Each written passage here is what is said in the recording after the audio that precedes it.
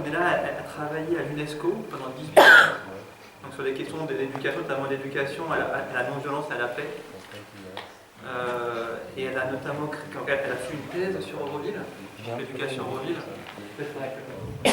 Donc une thèse sur Auroville, on est beaucoup à connaître Auroville et à apprécier ce qui se fait en termes d'éducation. C'est un point de convergence. Donc elle connaît l'Inde aussi. D'ailleurs, quand j'ai lu les textes qu'elle a écrits, c'est vrai qu'il y a beaucoup de termes employés, de termes sanskrit qui sont repris. Je pense qu'elle va utiliser ce soir.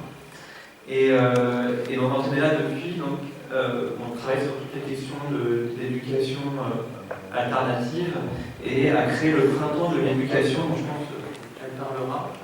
Donc voilà, c'est quelqu'un qui a vraiment un regard très très large sur ce qui se fait aujourd'hui, sur les perspectives qui s'offrent à nous pour construire une éducation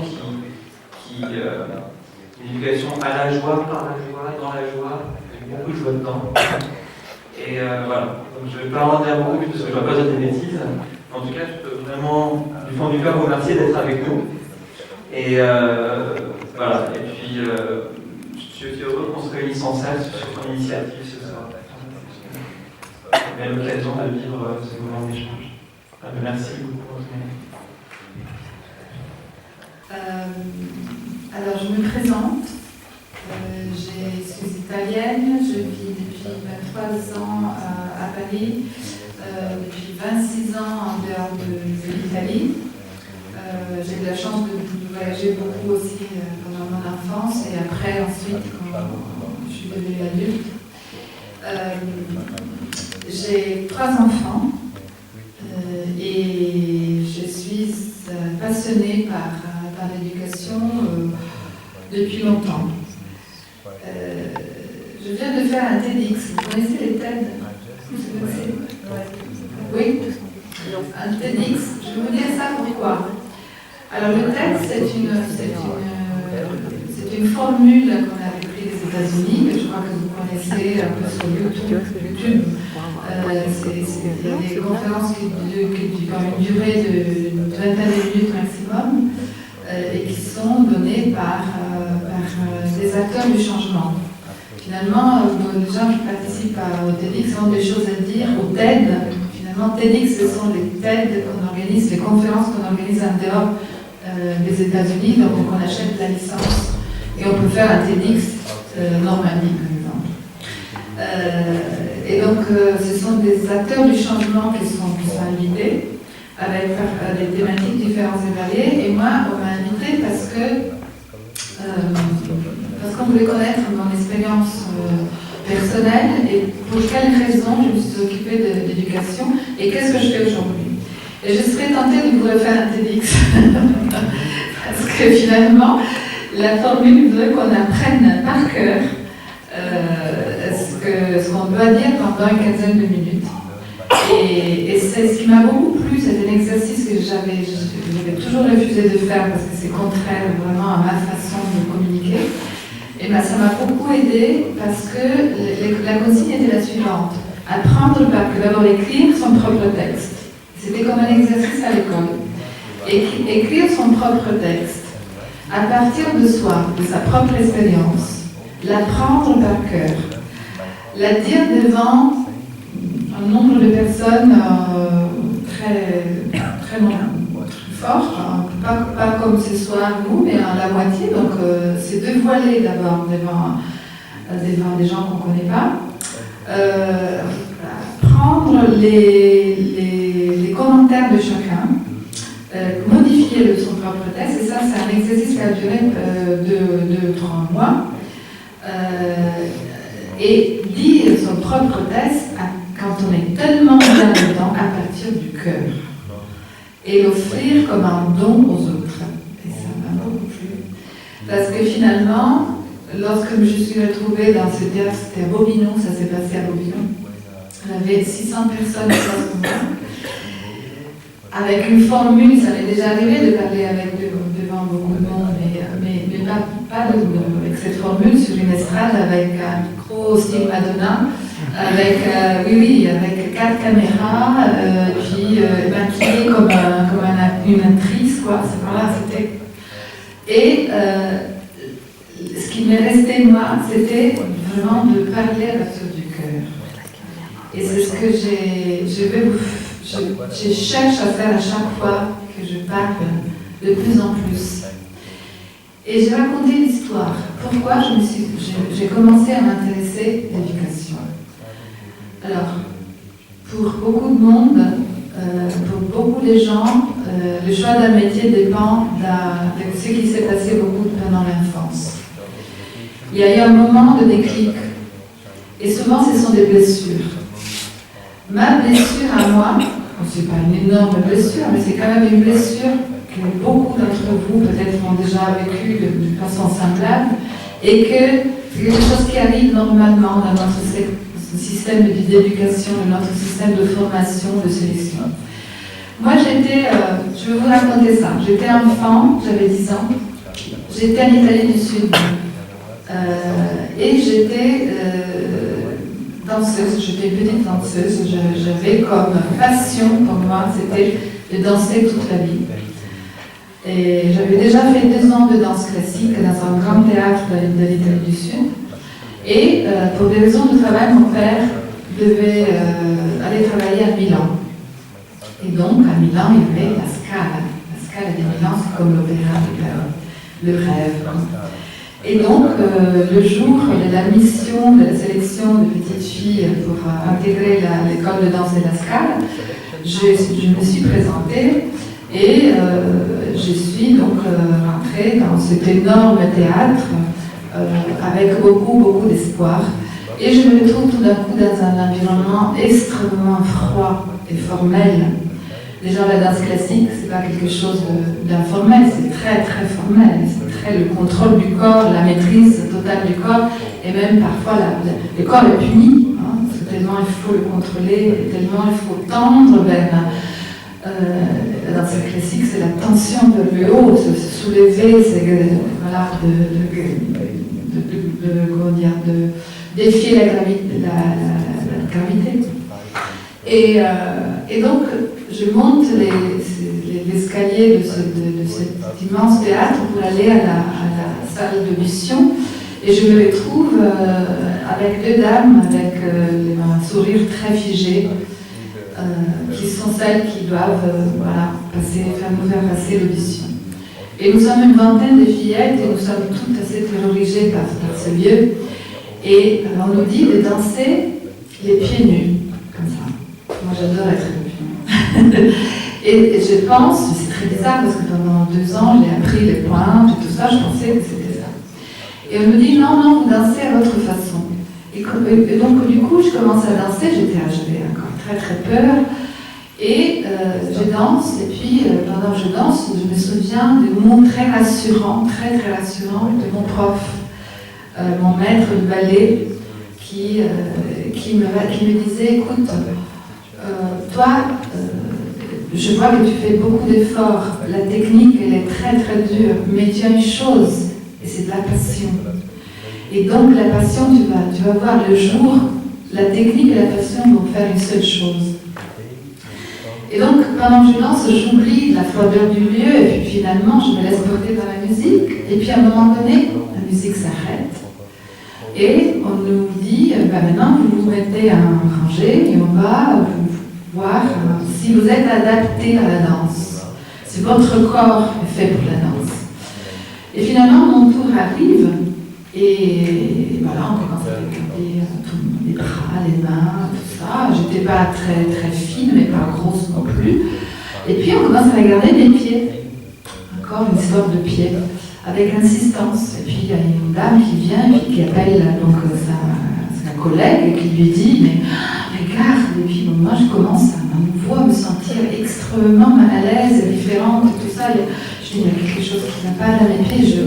Et puis je regarde les pieds de mes copines, ils sont bien sûr les plus parfaits du monde. Et voilà, la même sensation de différence. Et voilà, finalement l'examen se termine et puis on nous amène toutes dans une salle de classe. Parce que l'école de la Scala, comme l'école de l'opéra, a une école primaire à l'intérieur de l'institution. Donc c'était une école à l'époque, c'était les années 60. une école avec des bancs en bois, avec un tableau noir, avec voilà, tout ce qu'on peut imaginer, le contraire par rapport à ce qu'on fait ce soir. Et voilà, on nous dit maintenant, mettez-vous sur les bancs, on va faire l'appel. Et puis, donc, on fait l'appel, et puis, toujours la même dame, on se réfugiait, hein, c'était un sourire qu'il faut, en danse classique, garder, même quand on danse, qu'on a mal au mollet, parce que c'est très dur, mais il faut montrer un grand sourire. Et voilà, le même sourire figé, et ils nous disent, maintenant, on a pris notre décision, et voilà, à droite, les élèves qu'on a sélectionnés, à gauche, celles qu'on ne peut pas les tenir. Et maintenant, vous pouvez disposer, merci. Fini. Et moi, je suis à gauche. Je ne suis pas sélectionnée.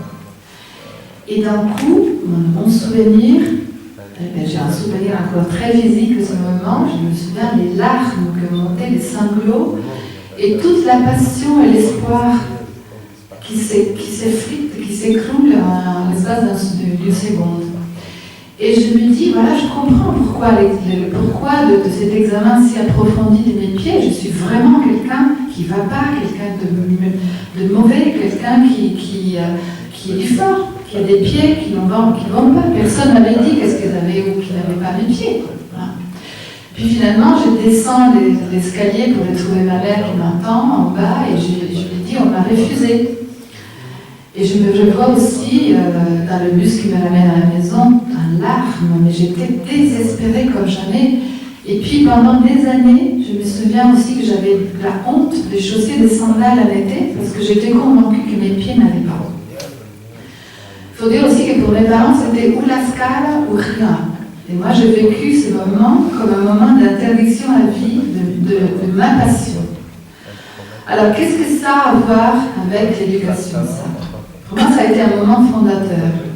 Pendant des années, non seulement il y avait les pieds que je cachais, mais je ne pouvais plus voir des spectacles de danse parce que pour moi, c'était une passion qui s'était interrompue à ce moment-là. Je ne pouvais plus avoir le droit d'être heureuse. Pour moi, c'était fini. Et à chaque fois que je regardais un spectacle, c'était l'angoisse, c'était vraiment le désespoir. Puis finalement, voilà, je ne suis pas devenue danseuse. Dès que je suis devenue adulte, par contre, je suis retournée vers des cours de danse. J'ai pris des cours de danse de toute danse, y compris le tango et la tarentelle. Donc, ce que j'ai découvert, c'est que cet épisode-là n'était pas arrivé à détruire en moi, c'est ce que je sentais pendant que je dansais, c'est-à-dire une joie de vivre, un élan. Et que, encore autre chose, j'ai pris conscience que j'étais porteuse d'une passion et que c'était un trésor. Et cette passion, à chaque fois que j'étais en contact avec cette passion, la possibilité que ma passion se développe dans un métier, comme la danse, pour moi c'était la danse, j'étais en joie. Mais cette joie-là, finalement, cet épisode n'est pas arrivé à la détruire. Hein. Et ma réflexion dans les domaines d'éducation est la suivante. Chaque enfant, chaque être humain est dépositaire d'un trésor, d'une passion. Peut-être qu'il ne se révèle pas tout de suite à l'enfance.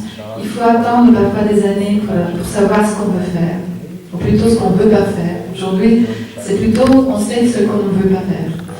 Mais il y a beaucoup d'enfants qui déjà sont en contact avec leur trésor, leur potentiel, leur créativité, ce qu'ils aiment faire.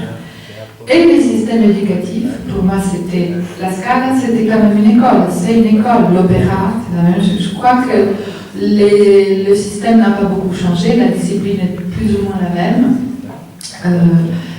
Le système éducatif en tête est spécialisé pour détruire les rêves des enfants. Et moi, je me révolte contre ça. Il y a eu d'abord une révolte qui était de rage, de colère.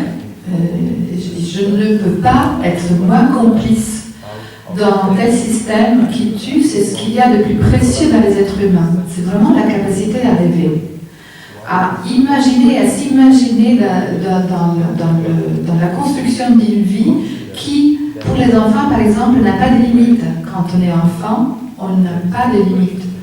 on est en contact avec une puissance, une énergie de création, on se voit comme, voilà, mais on n'a pas peur.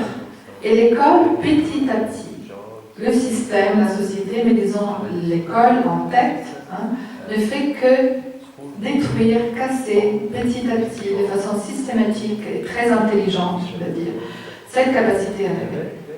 Il y en a très peu qui arrivent à dépasser tous ces obstacles-là et qui arrivent à être en contact, à garder leur rêve. Donc pour moi, cette blessure, elle m'a permis de rebondir, d'abord par la colère, de dire non, je ne suis pas complice de ça.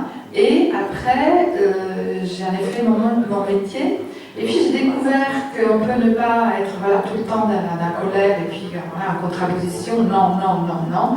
On peut être dans le oui. Pas oui à ce système, mais oui à la joie de vivre.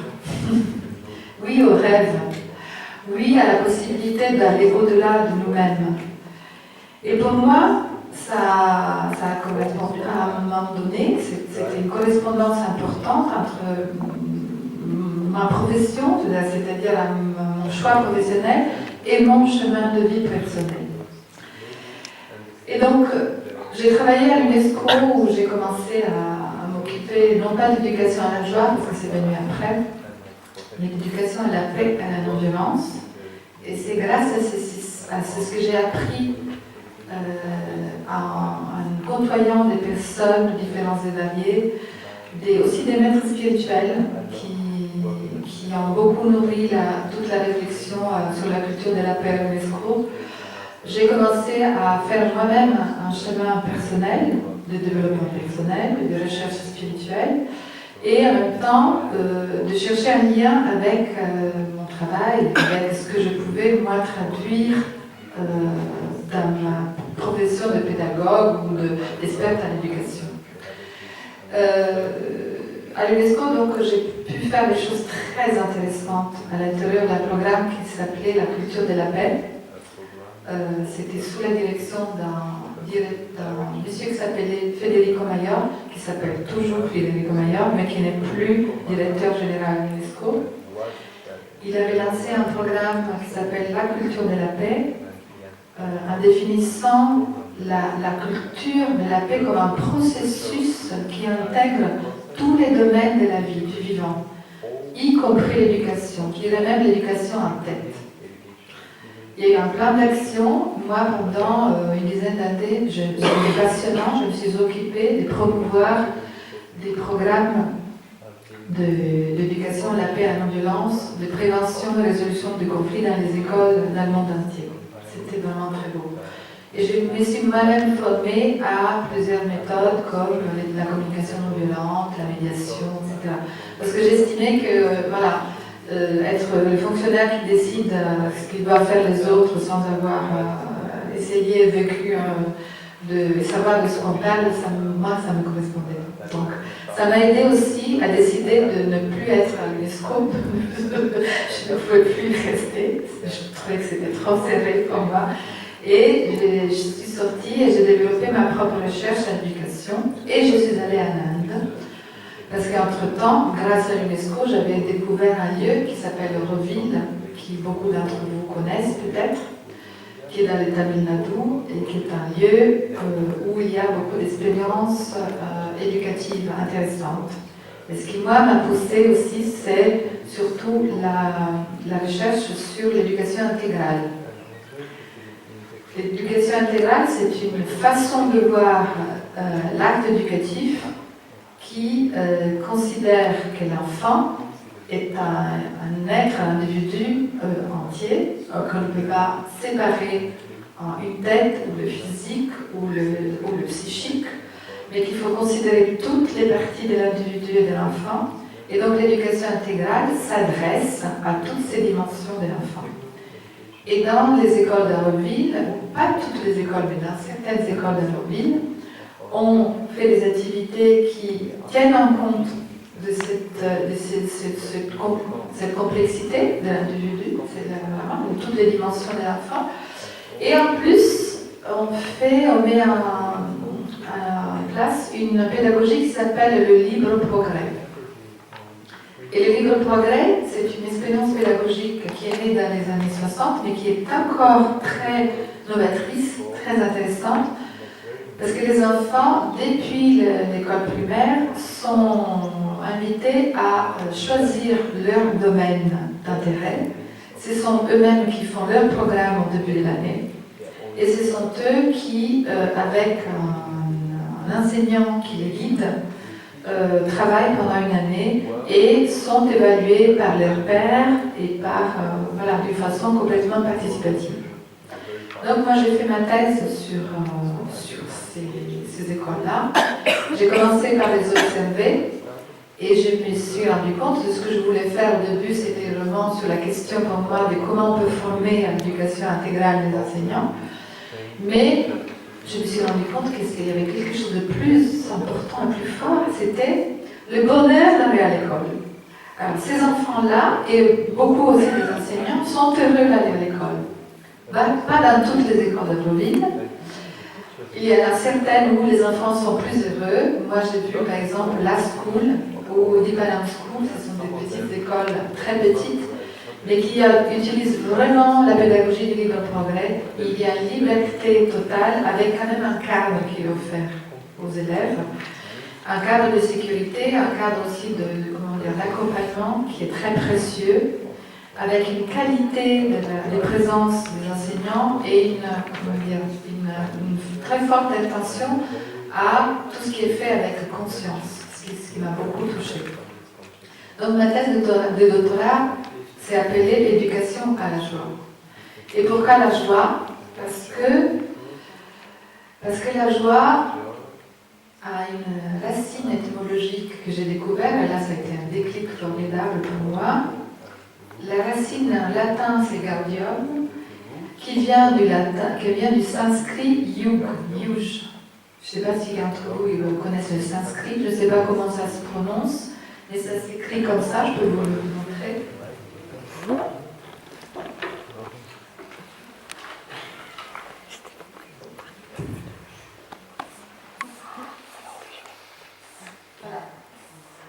C'est la même racine que yoga, qui veut dire le lien.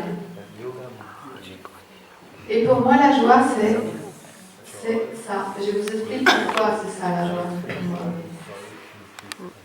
Comment je la définis, comment surtout je la sens, je la ressens. On pourrait dire que la joie est résilience. Et qu'est-ce que c'est que la résilience? La résilience, c'est peut-être un terme que vous avez déjà entendu, c'est très à la mode, surtout parmi les sociologues. La résilience, c'est le lien et disons, l'effet, le fait de se relier, mais aussi, c'est la cause et l'effet du lien. Et le fait que quand on est relié, on est en contact avec non seulement soi-même et une dimension qui peut être supérieure, pour moi c'est une dimension verticale, mais c'est aussi une reliance horizontale, c'est-à-dire moi avec les autres. Et la joie, moi je la situe là au milieu. Elle est là, elle est au cœur de l'homme, au cœur de l'humanité. Quand je suis en joie, je suis reliée. Et pour moi, la joie n'est pas seulement une émotion. Moi, je fais le pari dans un parcours éducatif idéal que quand les enfants sont en contact avec ce qu'ils aiment faire, parce qu'ils sont intéressés, parce qu'ils aiment le faire, ils sont en contact avec une dimension qui peut les amener aussi dans une dimension qui est beaucoup plus profonde que celle qui est seulement émotionnelle. D'une émotion, la joie peut devenir un état. Et vous savez aussi, quand on s'inscrit toujours, quand on veut définir l'état de bonheur ou de joie continue, on utilise souvent le terme de Ananda. Et Satchitananda, c'est vraiment ce que, par exemple, des maîtres comme Sri Aurobindo ou la mère Aurobindo avaient expérimenté à l'ashram, aussi dans les écoles de l'ashram.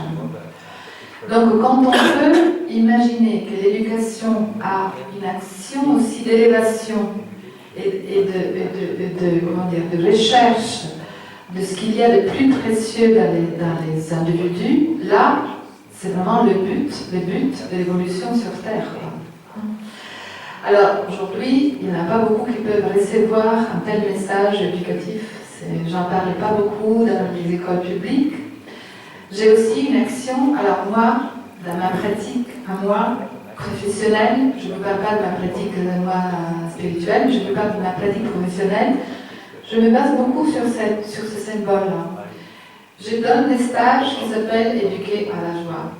Et là, je travaille à partir de là où j'en suis, moi-même, avec des personnes, sur la relation avec soi-même et la relation avec l'autre. Mais disons, comment ces personnes qui viennent à des stages, par exemple, il y a beaucoup d'enseignants, la posture de l'enseignant, comment ils enseignent, à partir de quoi et de qui? Qui sont eux pour enseigner? Qui je suis moi, le moment où je suis dans la transmission? Si j'éduque à la joie ou dans la joie ou pour la joie et que je veux aller, je vais être capable d'aller recéler cette dimension, ce trésor dans les enfants, il faut que moi-même, éducateur, je suis capable de la reconnaître en moi-même. Donc, c'est tout un processus de développement personnel, de recherche spirituelle pour certains, mais disons que c'est un mouvement au moins vertical. Et puis j'ai une action de reliance horizontale, parce qu'avec un groupe de gens qui sont encore capables de rêver, il y en a de plus en plus aujourd'hui, nous avons créé un mouvement qui s'appelle le Printemps de l'éducation et qui veut mettre en lien tous les porteurs du projet de changement à l'intérieur de l'éducation. Éducation nationale, éducation publique, mais aussi secteur privé. Alors c'est un projet qui est très ambitieux, mais qui a l'air de marcher, c'est-à-dire que les gens sont de plus en plus intéressés. Pour le moment, on s'arrête à la France. Mais il y a des chances aussi que ça puisse se diffuser dans des pays francophones, voir la Suisse, voir la Belgique, etc. Alors, c'est quoi le printemps de l'éducation? Nous sommes partis du constat qu'il y a de plus en plus d'enseignants qui déjà innovent à l'intérieur de l'école. Souvent, ils se cachent. Il y a une chercheuse qui les appelle les maîtres clandestins. Une fois que la porte de la classe est fermée, ils peuvent travailler de façon libre avec leurs élèves, de façon active, en utilisant aussi des outils pédagogiques qui ne sont pas parfois connus par, disons, l'éducation nationale. Il y en a qui utilisent beaucoup des références à la pédagogie freinée, beaucoup, parce qu'en France, ça se fait, c'est accepté. Il y en a d'autres aussi qui utilisent Montessori, du matériel Montessori, surtout dans les écoles maternelles, dans les écoles primaires aussi. Il y en a aussi qui utilisent des pédagogies actives de références différentes et variées, mais qui ne communiquent pas forcément à l'intérieur du système de l'éducation publique, parce que le système est très rigide, très rigide encore. Et donc ces maîtres clandestins, ils sont de plus en plus nombreux aujourd'hui. Ils sortent de la clandestinité. Ils ont de moins en moins peur. Il y a des professeurs qui en ont vraiment ras-le-bol d'être dans ce système et qui veulent créer des écoles. Et donc, ils commencent à créer des écoles, par exemple, qui au début ce sont des écoles complètement hors contrat d'État, mais qui veulent devenir des écoles publiques.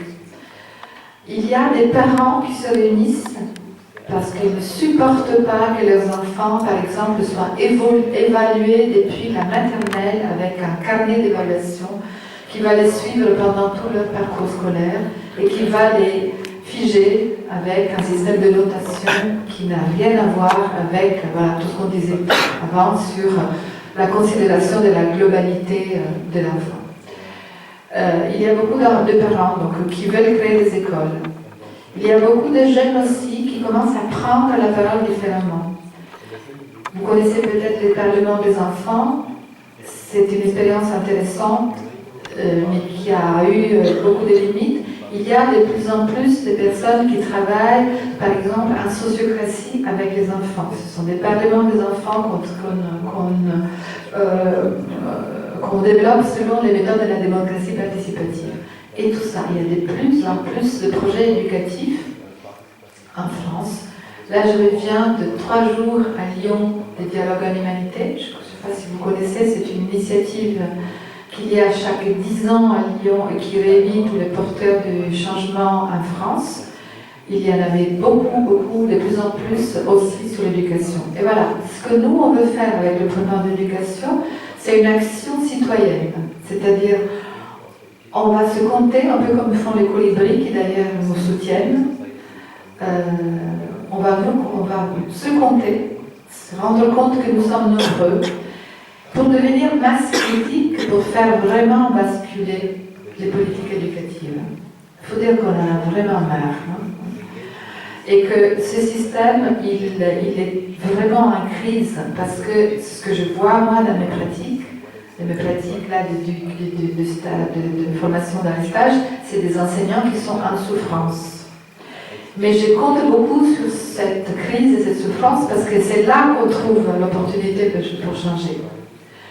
Et donc nous voulons créer une plateforme d'associations, d'individus, parce qu'il y a aussi beaucoup d'individus qui font partie aujourd'hui du printemps d'éducation, pour vraiment devenir masse critique. Et notre action est politique dans le sens noble du terme. Elle est politique dans le sens de la police de la cité. Nous sommes des citoyens et nous avons le droit aussi de créer nos espaces de vie, y compris l'école. Et l'école est à considérer comme l'espace de vie par excellence.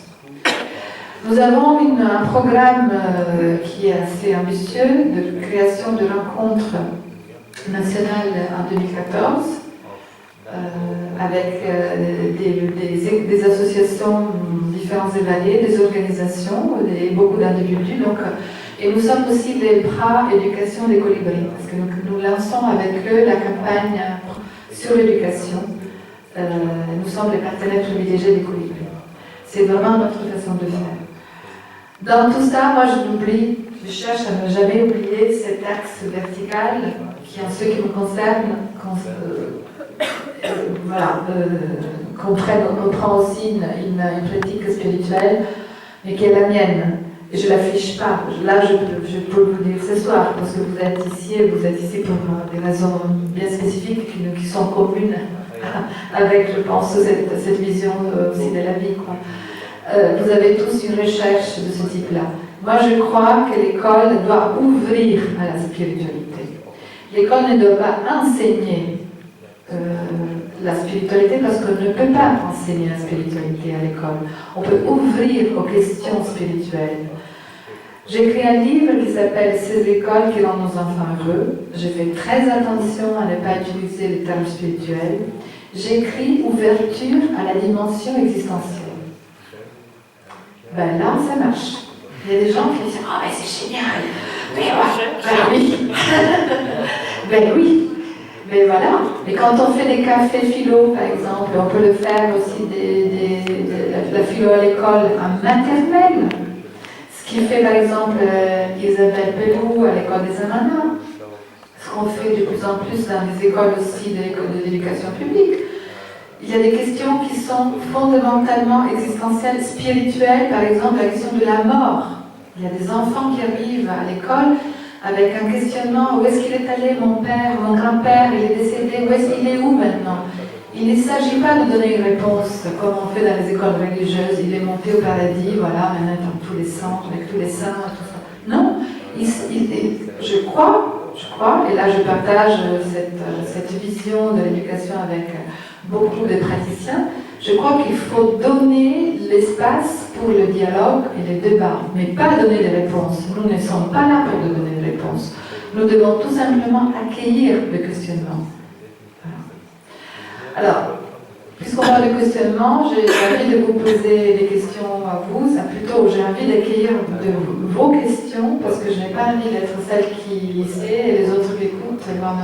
Parce que sinon, on fait le contraire de ce qu'on fait dans les écoles qui rendent les enfants heureux. Est-ce qu'il y a des questions? Je voulais savoir si en Italie vous avez pu faire quelque chose, étant donné que vous êtes italienne d'origine. Pourquoi? Alors, en Italie, je donnais des stages à l'université de la sciences de l'éducation en Florence, où il y a une chaire UNESCO sur la culture de la paix.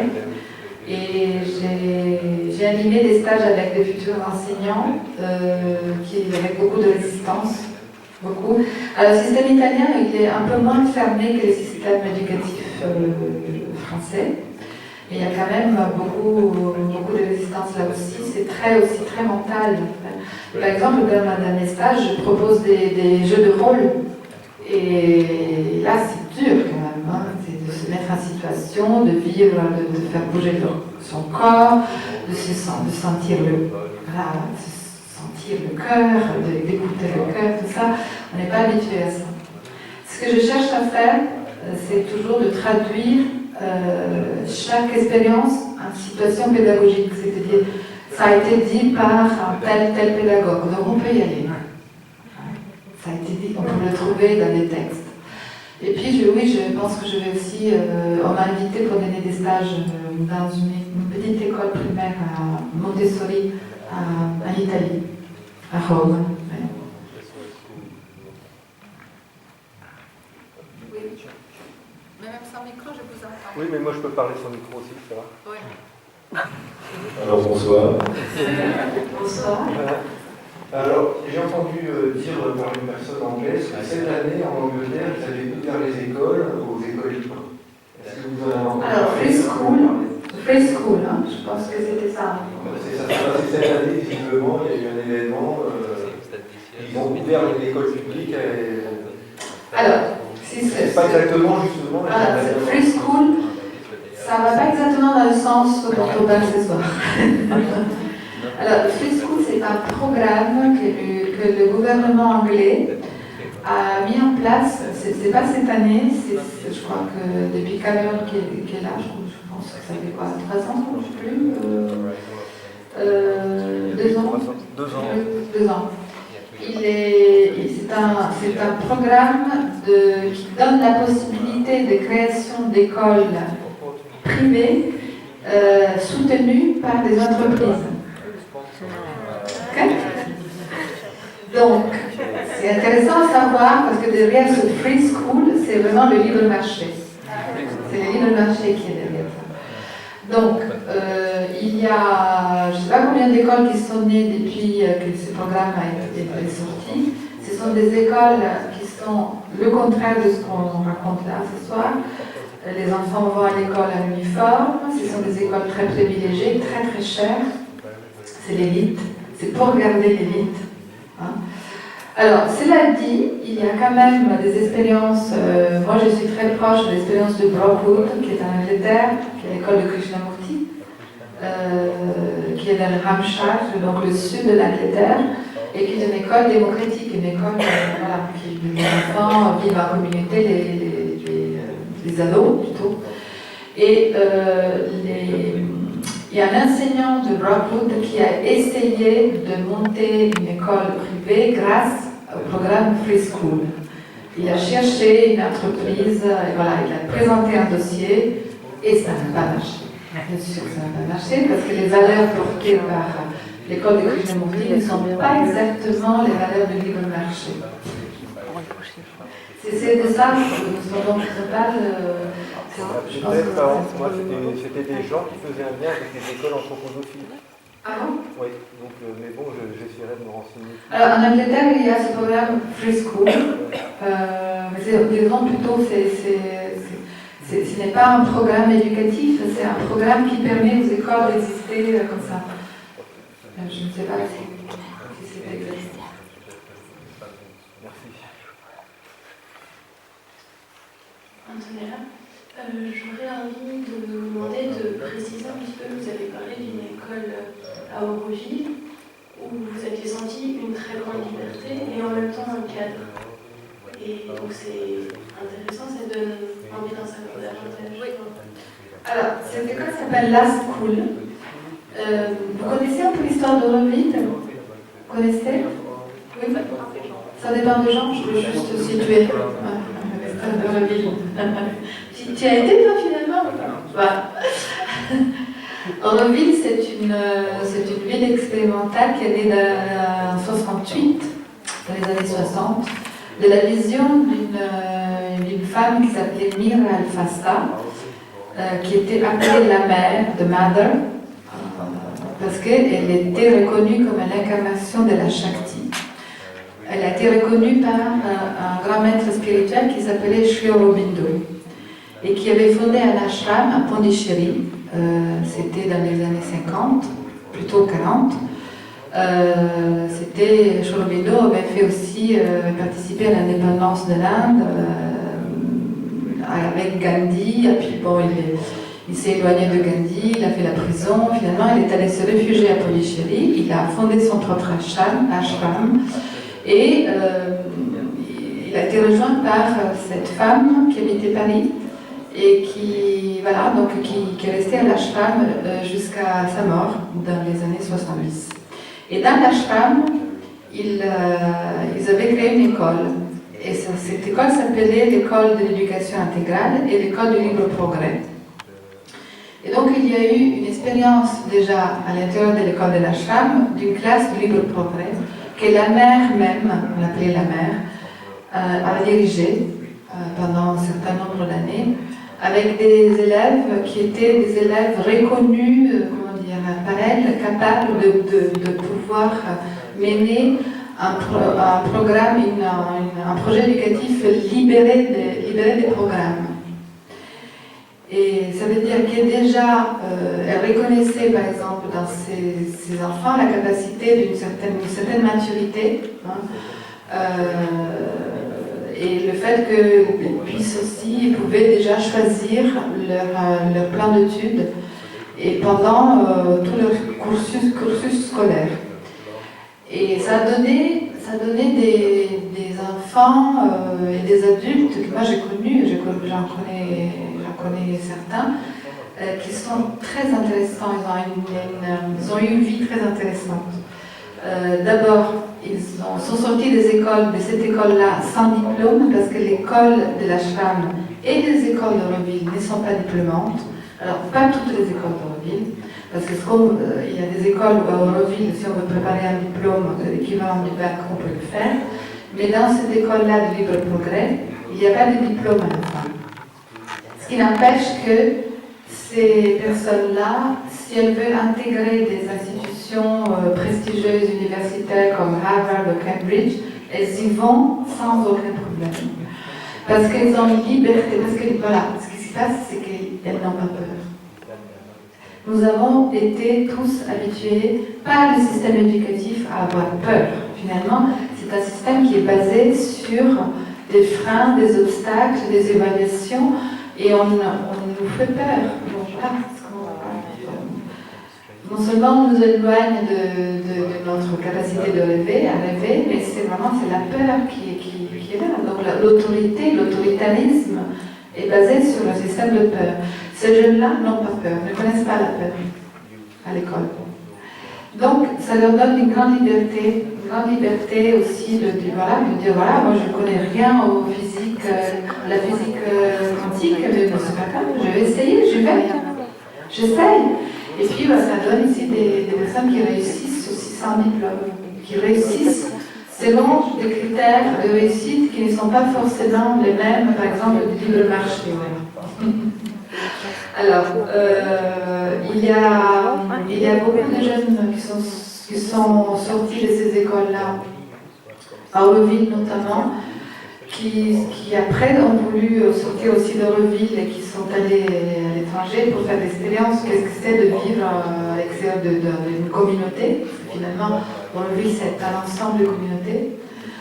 Et ils ont voulu s'expérimenter. Il y en a beaucoup qui sont revenus, parce que quand même, c'est très passionnant d'être dans un projet qui a une vision aussi spirituelle de construction d'une ville pour l'humanité, basée sur l'unité humaine.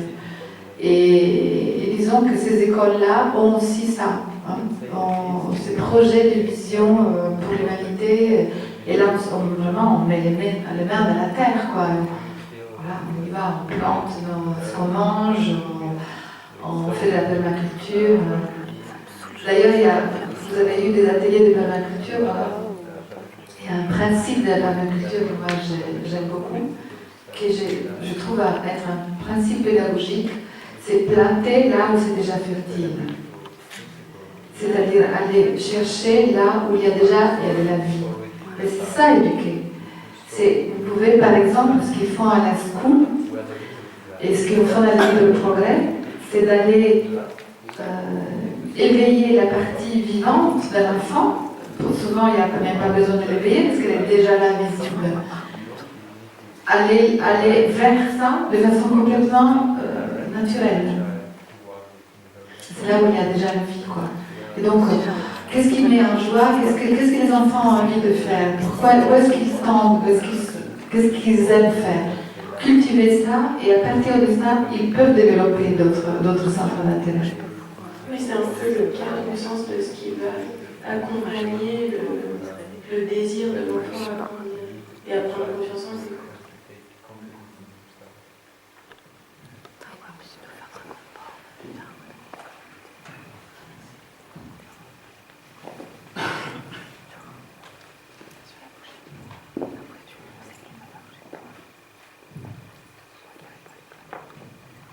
Bonsoir.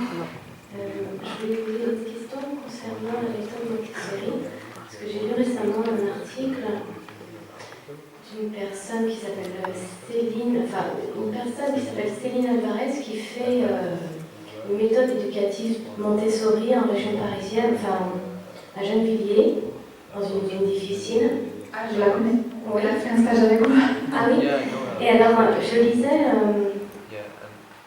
qu'il y a des chercheurs reconnus dans le domaine de la neuroscience, de la psychologie cognitive, qui font des recherches par rapport à comment ça se passe et qui a des résultats très très positifs. Des enfants qui seraient en retard, qui récupèrent leur retard et qui sont même en avance par rapport au cycle normal. Je voulais savoir si vous aviez des connaissances par rapport à ce genre de procédé, si on avait d'autres et si ça prenait de l'ampleur. Alors, là, vous parlez de l'article qui est sorti quand? Très récemment. C'est l'expérience qui est menée par la TDK Monde, ça? C'est une école Montessori dans une vallée parisienne.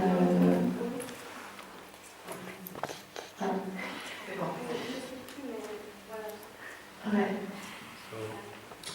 Je ne sais pas exactement de quoi il s'agit, la recherche en neurosciences, mais je peux vous dire que lorsque les enfants sont, par exemple, utilisent le matériel Montessori. Alors, vous connaissez comment ça marche le matériel Montessori? C'est vraiment basé sur l'éveil des sens de l'enfant, la stimulation de la curiosité de l'enfant et la découverte du monde sensible par l'enfant, et par le jeu.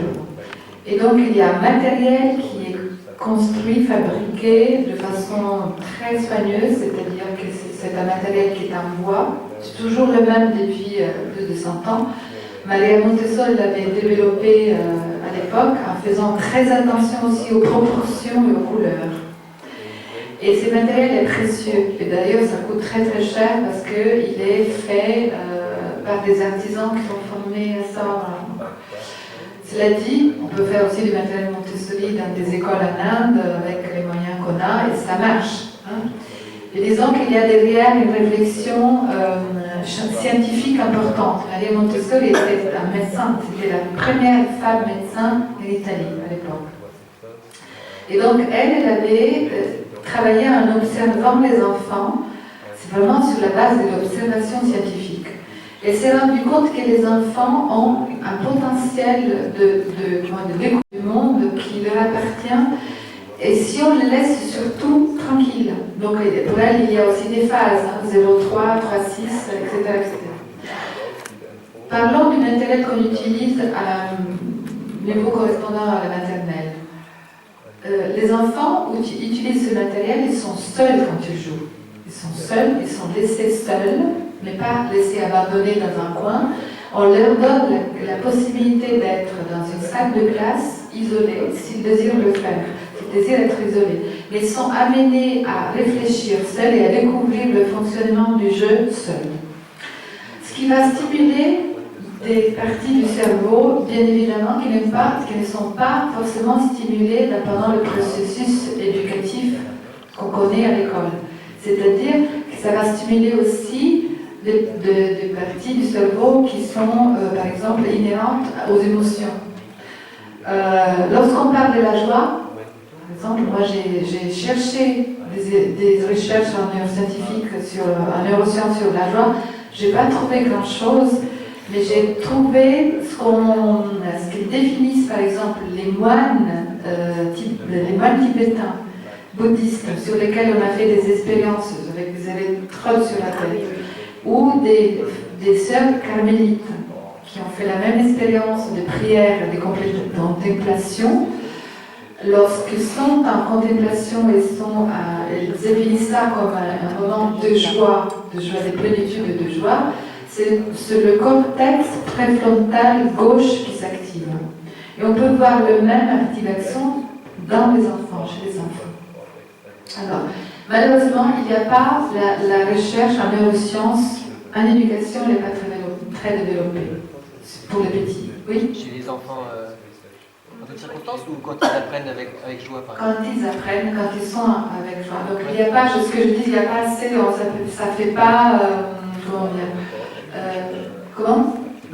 Ce n'est pas l'objet d'une recherche. Il y a toute une recherche qui a été développée par un psychologue au nom impossible qui s'appelle Mikhail Csikszentmihalyi, qui est donc le psychologue de la psychologie positive, qui décrit l'état de flow. Vous avez jamais entendu parler de l'état de flow. Le flow, c'est, par exemple, si vous avez des enfants, ou si vous vous souvenez de vous-même enfant, lorsque vous jouez, vous étiez, par exemple, dans cette situation où vous pouvez jouer seul, surtout ça arrive quand on est seul, vous rentrez dans un état, si le jeu vous prend, où vous êtes en train de dessiner, ou de faire un dessin, et vous rentrez dans un espace qui fait que vous êtes dans un état d'engagement et de réussite totale. Les adultes qui ont été observés et interviewés par rapport à ça, il y a eu des recherches, par contre, beaucoup très approfondies sur ça, de la psychologie positive. Vous allez retrouver aussi ce monsieur qui parle de ses expériences sur YouTube, sur TEDx. Là, on décrit ces états-là comme des états où on est en dehors de l'espace-temps. Et les enfants vivent ça. Les enfants vivent ça. Donc, moi, j'ai rêve de trouver des chercheurs qui vont faire un objet de recherche sur cette question-là du flow à l'école. C'est de plus en plus, on en parle de plus en plus. Et c'est très très important parce que si vous êtes parent, par exemple, si vous êtes enseignant ou si vous êtes parent ou grand-parent, et que vos enfants sont en train de vivre une expérience de ce type-là, de les observer et de ne pas les interrompre parce que ça va casser quelque chose de façon violente. Vous pouvez les appeler, ils ne vous entendent pas, souvent ça arrive, et qu'on est tellement dans l'activité commune, tellement dedans, tellement avec qu'on oublie tout ce qu'il y a à l'intérieur de nous. Il y a des témoignages qui sont de véritables témoignages d'éveil, d'aller dans un état modifié de conscience où d'un coup la réalité s'amplifie. Il y a des témoignages de ce type-là, bien sûr pas de la part des enfants, mais des adultes, surtout des artistes qui n'ont pas perdu cette capacité. Et puis les musiciens, ils rentrent dans ça. Et là, c'est quand il y a une maîtrise de la technique, on n'est plus du tout attaché on n'a plus peur de se tromper. Voilà, on y va. Ce sont des états d'éveil, des états d'ouverture de la conscience.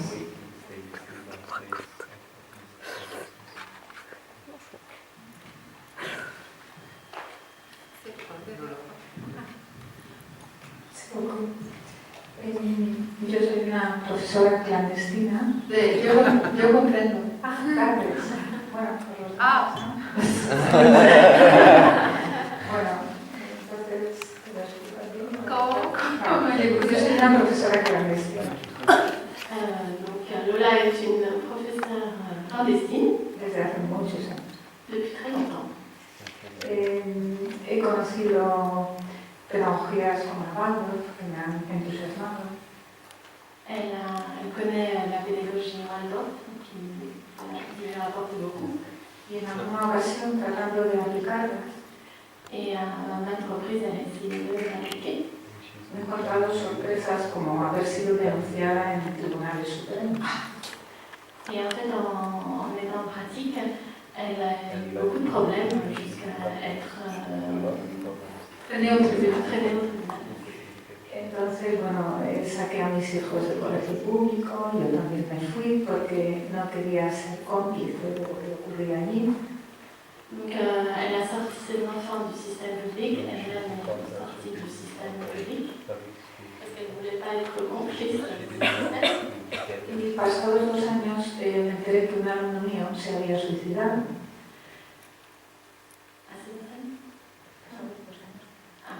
Et après avoir laissé ce système public, 2 ans après avoir laissé ce système, elle a appris qu'un de ses amis, professeur, s'était suicidé. Eso fue para mí algo muy impactante. Y decidí volver y no abandonar jamás a mis alumnos. Et ça a été un choc pour elle, et donc elle a décidé en fait de revenir et de ne pas laisser ses élèves seuls. Entonces, lo que yo quiero plantear y dejar aquí en esta mesa es cómo diseñar el futuro, que es maravilloso, sin desatender el presente. Ce que je voudrais partager ici, et qu'on aborde, c'est comment dessiner le futur en prenant en considération le présent. Merci. Y eso es lo que quería dejar aquí, a ver cómo podríamos estudiarlo. Donc elle voudrait partager cela et avoir l'opinion de Merci. Merci. Ah ouais. Comment dessiner le futur en prenant en considération le présent? Alors, moi, je n'ai pas cette expérience aussi dramatique, mais vous êtes comprenez les françaises? Non? Et je crois que nous sommes aujourd'hui dans un moment de crise, de passage, et nous avons le choix. C'est à nous de construire ce futur. Mais le futur il est déjà là, il est présent, quoi. C'est ce que moi je remarque avec beaucoup de joie, c'est qu'il n'y a pas besoin d'inventer des choses, tout est en train de se faire aujourd'hui. Et c'est ce qui m'anime moi, c'est de remercier parce que tout est déjà là. Et dans le printemps d'éducation, on parle de ça, c'est-à-dire des maîtres clandestins, ils sortent aujourd'hui de la clandestinité et des situations comme ça ont permis à que ces situations soient révélées. Il y en a qui ont dû payer, qui ont décidé de payer, si on croit aussi à libre choix ou au karma, ça dépend aussi. Mais il y en a qui ont décidé de faire le chemin, qui ont fait le chemin avant nous. Et aujourd'hui, il y a des situations, tout est en train d'émerger, mais non seulement en éducation, dans tous les domaines. Mais vous voyez avec la politique, avec des scandales, voilà, tout est en train de venir à la surface. Donc moi je compte aussi beaucoup sur le fait qu'il y a, il y a cette force qui est là, et c'est vraiment la force du changement qui nous pousse sans même que nous le voulions à mettre en place des solutions de plus en plus concrètes, quoi. Et il y a des écoles Steiner, Waldorf qui sont aussi en France, vous savez, qui ont été l'objet aussi aussi de la Miviludes, qui est là pour condamner les sectes. Donc il y a des écoles steiner qui ont été accusées d'être des sectes. Et bien, il y a eu un scandale pour ça. Et à un moment donné, ils ont dû faire aussi marche arrière. Les écoles ont démontré qu'elles ne sont pas des sectes, elles ne remplissent pas les critères pour être définies des sectes. Il faut aussi s'armer et dire non, mais non, voilà, on vous démontre que nous ne sommes pas des sectes. Par exemple, dans les livres que j'ai écrits, à la fin, j'ai voulu mettre des pistes d'action. Pistes d'action, par exemple, une, c'est de connaître ses propres droits en tant que parent ou en tant qu'enseignant. Vous savez qu'en France, les écoles, les devoirs écrits à l'école primaire sont interdits. Vous savez que la majorité des profs, des professeurs d'école et des maîtres donnent des devoirs parce que souvent ce sont les parents même qui demandent, parce qu'ils veulent que leurs enfants soient les meilleurs. Il faut les faire bosser pour réussir dans la vie. Donc, si on est des parents attentifs et qu'on décide que non, nous on veut que la loi soit respectée, il faut quand même se mobiliser pour ça. Je crois que le moment est venu voilà, on est plus tellement seul. Il y a eu des pionniers. Je suis désolée d'entendre ce que vous avez dit, mais je suis sûre aussi qu'il y a de plus en plus des ouvertures, même en Espagne. C'est en Espagne que c'est passé? Aujourd'hui, cette école, elle marche. Excusez-moi pour la traduction, je n'avais pas compris. En fait, c'était pas un professeur, mais c'était un élève. Oui, j'avais compris. Et l'élève s'est suicidé pour des raisons à lui, j'imagine. C'était pas lié à la pédagogie? Non, era un adolescente jovencito. C'est un adolescent jeune. Et ça a donné comment dire, le prétexte pour que l'école soit encore plus pénalisée? Je n'ai pas compris le lien entre le suicide et la...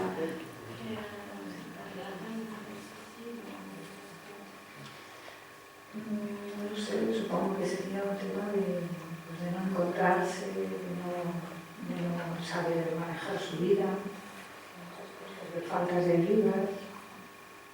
Pour elle, il n'y a pas une raison claire, mais elle pense que le fait qu'il était perdu dans ce système et qu'elle ne trouvait pas sa voie. Oui, je comprends, mais je veux dire, la relation, on en parlera si vous voulez après, mais la relation entre cet acte-là et le fait que ça soit dans une école steiner, je ne vois pas, ça aurait pu être dans n'importe quel contexte éducatif. C'était pas dans une école steiner. Ah, c'est après que vous êtes parti, d'accord.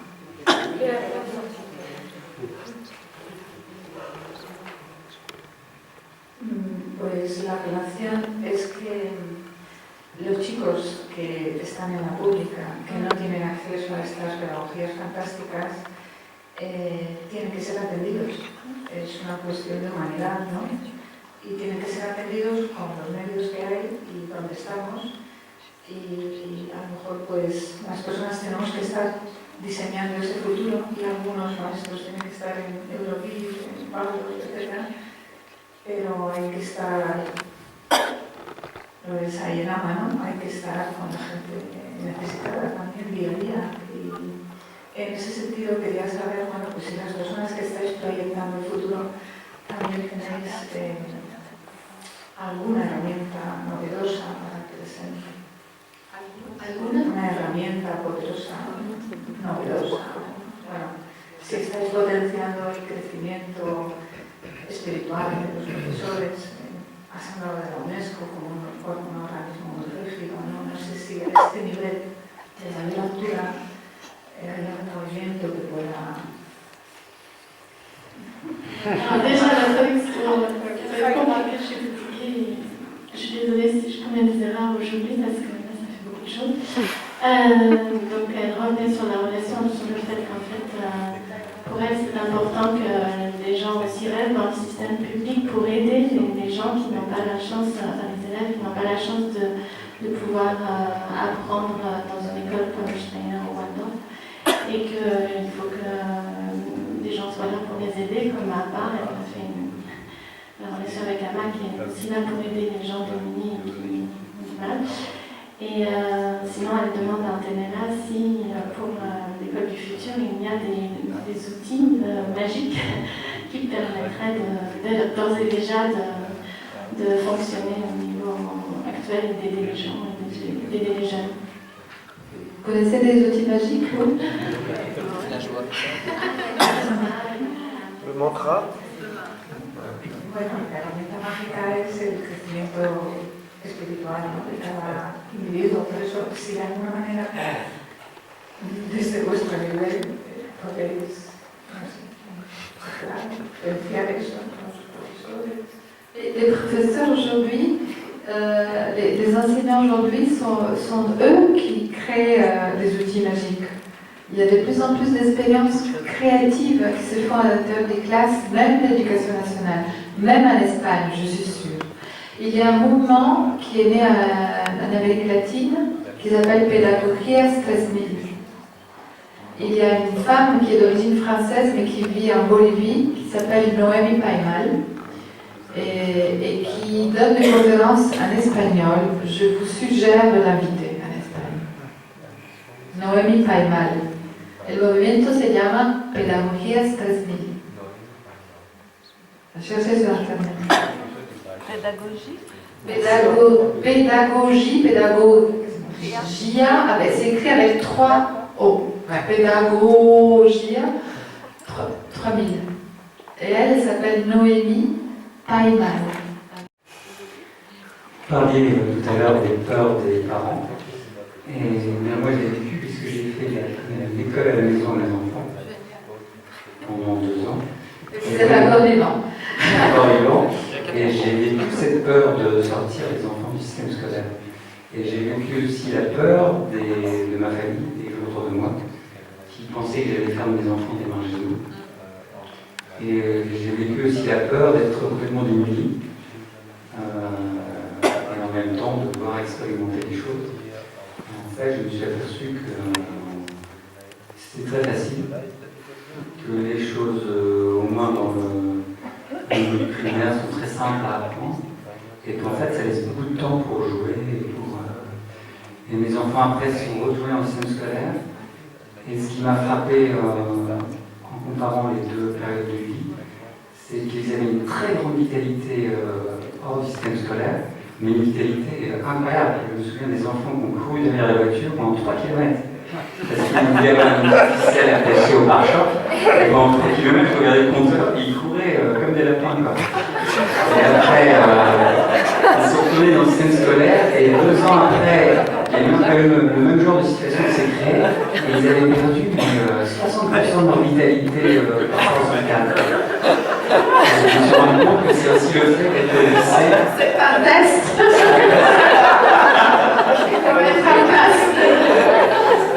Et le fait d'être au lycée à une chaise toute la journée, je me suis rendu compte que c'est anti-mouvement vital pour un enfant. Et donc je me demande si justement l'avenir, c'est pas de reprendre nous-mêmes les choses en main. J'ai toujours parlé d'école, d'institutions, de machin, ce qui est très lourd et qui en plus sont des systèmes qui s'auto-alimentent et on perd un temps et une énergie. Moi, j'ai passé un temps à discuter avec les instituteurs de mes enfants, mais à la fin, j'ai lâché prise. C'est un bloc qui ne peut pas. C'est très rare de pouvoir avoir une réelle ouverture. Donc, est-ce que la solution, c'est pas c'est l'école à la maison, c'est une solution. Vous savez qu'il y a au niveau international aussi tout un énorme mouvement de homeschooling qui est donc aux États-Unis, ça se répand de plus en plus. Dans les pays anglophones, beaucoup. En France, ça commence aussi. Et ça concerne uniquement l'école primaire pour vos enfants. Oui. Après, c'est un peu plus compliqué. Alors, moi, j'ai des témoignages. Je suis désolée de parler tout le temps de mon livre. C'est grâce à ces livres que j'ai pu aussi faire des recherches. J'ai des témoignages d'une dame qui a 7 enfants, 7, et qui a commencé par mettre son enfant s'imprimer à l'école, et puis elle s'est rendue compte que c'était ça du tout, il perdait sa vitalité. Et puis comme elle avait l'intention d'en faire beaucoup, elle a dit je vais faire une classe à la maison finalement. Donc elle a déscolarisé le premier et jamais envoyé à l'école les autres 6. Et ce qui est intéressant, c'est pas tellement son témoignage, mais c'est le témoignage de sa fille aînée, qui donc elle a vécu d'abord l'expérience à l'école les premières années, après l'école à la maison. Et à un moment donné, cette fille, elle a décidé de rentrer à l'université. C'est une région parisienne, je crois qu'ils vivent pas loin de Versailles. Elle décide de rentrer à l'université et elle prépare le bac en 4 mois. En 4 mois, elle prépare le bac. Tellement, voilà, dans la question de la peur, hein, voilà, pas peur. Et alors là, on lui disait, mais comment c'est à l'université? Elle lui dit, mais je m'amère quand c'est pas possible, parce que les enseignants nous prennent pour des imbéciles, ils répètent tout le temps les mêmes choses, alors que moi, à la première, je reprends. Ça, c'était son témoignage, et je trouve ça extraordinaire. Cette liberté, ça me fait pas avoir eu peur. Pendant toute sa vie, c'est son éducation, ce qu'elle a appris. Je crois qu'à un moment donné, au début, ils avaient commencé par suivre le cours du CNES. Vous avez suivi ça peut-être? Non, surtout pas. Voilà. Alors, au début, la maman avait décidé ça. Après, c'est autre chose complètement. Ce sont eux qui faisaient leur programme. Et voilà, et ça a très très bien marché. Alors, il y a toujours la question qui devient de l'extérieur, la pression de la société. Vous faites des enfants qui sont asociaux, vous ne les mettez pas en situation de socialiser avec les autres, et vous les gardez auprès de vos les mamans, c'est auprès de vos jupes, voilà. Hein? Comment? Dans quel secte êtes-vous, etc. Il y a les problèmes, je ne sais pas si vous faisiez partie de l'association qui s'appelle l'EDA, donc c'est pour l'éducation à la maison. Il y a des témoignages de parents qui sont complètement harcelés, certains, par la mairie ou voilà, la police qui va les voir parce que qu'est-ce qui se passe, voilà, qu'est-ce que vous faites, c'est une secte, voilà, etc. Je pense qu'il faut quand même avoir un contrôle. Il faut aussi, il peut y avoir aussi des dérives sectaires. Hein. Il peut y avoir des dérives sectaires. Et pour certains enfants, et pour certaines familles, notamment les familles des quartiers défavorisés, j'imagine qu'une solution de ce type-là, elle n'est pas proposée, on ne peut pas la proposer. Il faut que les enfants aient un milieu, l'école est souvent un milieu qui va les émanciper, qui va leur donner la possibilité de s'émanciper. Socialement, c'est très important. Si vous allez dans les milieux du quart-monde et vous dites école à la maison, c'est impossible. L'école, c'est un lieu d'émancipation pour certaines situations sociales. C'est aussi important. Je crois que l'avenir aujourd'hui, c'est à la multiplicité de solutions éducatives. Il y en a qui font l'école à la maison. Moi, j'ai connu quelqu'un qui ne fait pas d'école du tout. C'est André Stern. Je ne sais pas si vous connaissez Arnaud Stern. Oui. Arnaud Stern, c'est un peintre qui a écrit des livres, qui a fait des expériences par la peinture avec des enfants, qui forme les enseignants. Il a fait le jeu de peindre, c'est vraiment la peinture libre, avec tout un processus, une réflexion qui est derrière. Lui, il n'a jamais envoyé son enfant à l'école. Son enfant s'appelle André. Aujourd'hui, c'est un adulte qui, lui aussi, a écrit un livre en Allemagne et aussi en France, toujours dans la même connexion que le mien dans le domaine du possible. Le livre s'appelle « Et je ne suis jamais allé à l'école » et il donne des conférences partout dans le monde. Et lui, il me dit « Regardez-moi, je ne suis jamais allé à l'école et pourtant, je sais jouer la guitare au niveau professionnel, je sais me débrouiller, je parle 4 langues. » Alors, il faut dire aussi que son père s'appelle Arnaud Stern et que pas tout le monde a des parents artistes ou enseignants comme sa maman. Donc, ça dépend. Je crois que aujourd'hui, on en est aux solutions éducatives basées sur beaucoup de créativité. Et quand l'école ne permet pas cette créativité, il faut en sortir de l'école. Si on est soutenu aussi par la famille.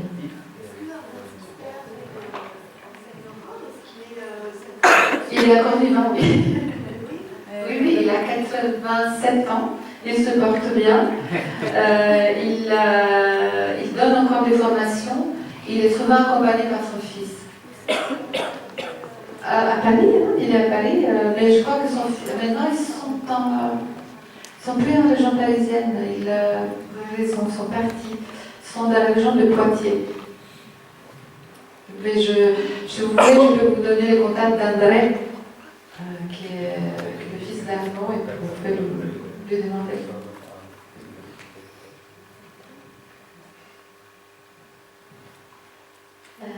Oui, alors moi j'ai une question. C'est vrai que toute la semaine on s'est vraiment penché sur l'école. Alors essentiellement sur l'école des enfants, l'école des jeunes adultes, l'école des étudiants, tout ça. Donc je suis très heureuse justement de ce qui se passe cette semaine. Les questions que je me pose sont plutôt, effectivement, je pense que c'est important de changer les choses par l'éducation, donc par la base. Mais comment est-ce qu'il y a des chercheurs et quels sont les résultats qu'on trouve actuellement sur l'intégration de ces jeunes après des formes d'éducation alternatives, surtout étant donné la vie professionnelle et le monde du travail tel qu'il est aujourd'hui, qui est lui, je pense, bien plus rigide et parfois bien plus difficile que le système scolaire lui-même. Donc voilà, c'était une question que je me posais. Quelles études sont faites sur le sujet En France, pas beaucoup. En France, il y a seulement, à ma connaissance, parce que je ne connais pas tout, en sciences de l'éducation, il y a 2 thèses de doctorat sur l'évaluation des élèves qui sont sortis des écoles Steiner. Et les 2 thèses sont publiques, sont sur Internet, vous pouvez les trouver. Je ne sais pas si vous les connaissez. Voilà. Par contre, aux États-Unis, il y a beaucoup d'études sur ce qui s'est passé en termes d'intégration de ces enfants qui ont fréquenté des écoles à pédagogie active, alternative, notamment des écoles Montessori. Il y a beaucoup de recherches aux États-Unis. En France, il n'y a presque rien. Est-ce qu'on voit à peu près vers quel métier ils se tournent? Alors, par exemple, en ce qui concerne les écoles Steiner, il y a beaucoup de métiers manuels, mais choisis, et pas choisis par défaut, parce que voilà, tu ne peux pas faire la filière bac général ou professionnel, comme ça, général, voilà, tu ne peux pas aller à l'université, donc alors, comme répli, tu vas faire maçon ou charpentier, etc. Il y a beaucoup de métiers manuels choisis pour vraiment une véritable passion, parce que dans les écoles Steiner, on habitue les enfants aussi à la manualité, aussi beaucoup. Il y a aussi beaucoup de professionnels de la santé, me disait, mais la Fédération des écoles Steiner a les résultats de ces recherches aussi, si ça vous intéresse.